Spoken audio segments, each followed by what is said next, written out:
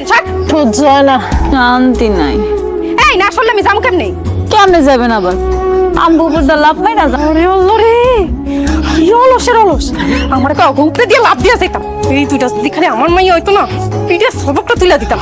এই সব সব ব্যাগ নিয়ে কি করবেন? মানে ব্যাগ নিয়ে বাজারে যাইবেন? বাজারে গিয়ে কি করবি? আব্বা, ঘরে মাছ তরকারি কিচ্ছু নাই, বাজারে যায় বাজার করবেন। ওরে সেই রোদ উঠছে, আল্লাহ রে আল্লাহ, আমার তো ঘুমই ভাঙি নাই বৌমা, আমি বাজারে যাইতে পারবো না। যাও তুমি বাজারে যাও। হে আল্লাহ রে আল্লাহ, আব্বা এটা আপনি কেমন কথা কইলেন? আমি মহিলা মানুষ, আমি বাজারে যাব না? এই সঞ্জয়, উড়ো উড়ো উড়ো, বাজারে যাও। আমি বাজারে যাবো? এই শোনো, কিছুক্ষণ পরে তুমি 10টা কথা কইও, তাও শুনো। এখন একটু আমার ভালো লাগতেছে না, অনেক কষ্ট করে আমি ঘুমাইছি, আমার শরীরের যে অবস্থা, আমার শরীরের কল কবজা সব অবশ হয়ে গেছে, উঠতে পারতাম না আমি।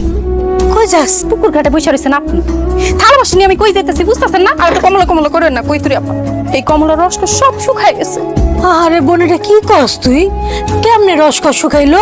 এক অলস পরিবারে এক অলসে বিয়া করছি, কাজ কাম করতে করতে আমার জীবন যৌবন সব শেষ হয়ে গেছে। তাও তো তোর বিয়া হয়েছে, অলস হলেও একটা স্বামী পাইছো। আর আমার দেখ 42 বছর হয়ে গেছে গা, একটা বিয়া হইলো না, একটা স্বামীও পাইলাম না।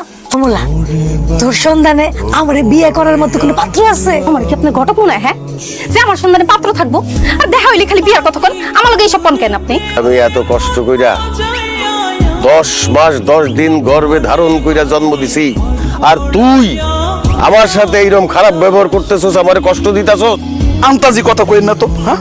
আপনি পুরুষ মানুষ, আপনি কেমনে গর্ভধারণ করবেন? আমার তো গর্ভে ধারণ করছে আমার মা, আমার মাটা আপনি নিজের বলে চালাই দিতেছেন। ওই হইল, তোর মায় গর্ভ ধারণ কইরা তোরে জন্ম দিছে, তোরে খাওয়াইছে কি?